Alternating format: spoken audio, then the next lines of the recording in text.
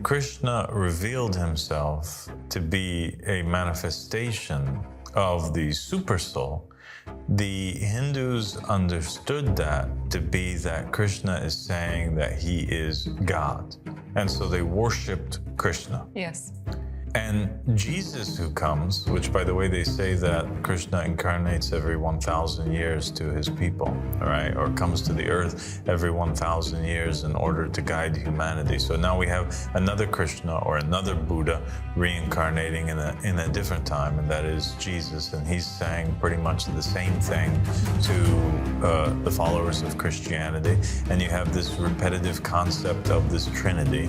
You have over there the ultimate God, you have the super soul, and you have the individual soul. And over in Christianity, you start to get this concept of the Father and the Son and the Holy Ghost, right? Yes. And it's very similar to the other one. Then in Islam, you have the name and the ma'na and the bab, right? Yes. The name and the meaning and the door, right? And you have these narrations where Prophet Muhammad sallallahu alaihi wasallam will say to Imam Ali, nobody knows you except for me and God, and nobody knows me except for you and God, and nobody knows God except for me and you. So there's always this mystery surrounding a Trinity that is repetitive throughout religions. And in Christianity, they end up understanding Jesus' words as him saying that he is the ultimate God, and thus they worship him. Yeah.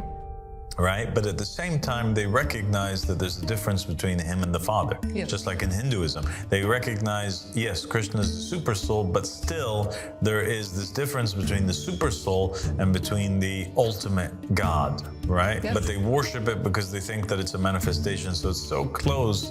And then in Islam, you have these narrations where Muhammad and the family of Muhammad are saying basically that they are so connected to the divine, like the connection of the pupil to the iris, all right?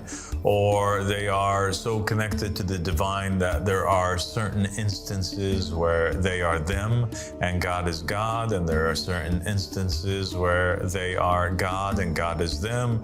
And they leave these narrations that have left people in a state of confusion and ultimately led people to consider that Imam Ali alayhi salam be a physical manifestation of the divine in creation, and thus Imam Ali alayhi salam was worshipped by a group of Muslims. Okay, so it's that thin line between understanding the concept and association.